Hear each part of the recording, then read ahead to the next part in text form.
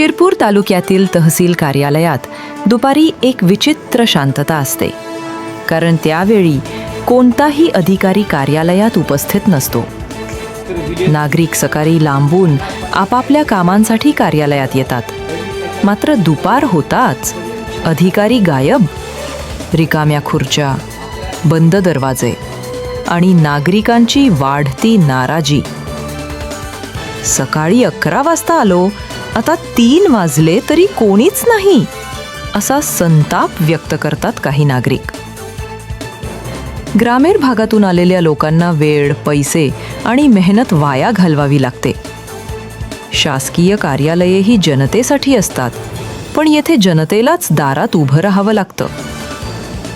प्रशासनाने याकडे गांभीर्याने लक्ष द्यावे, अशी मागणी आता जोर धरू लागली आहे.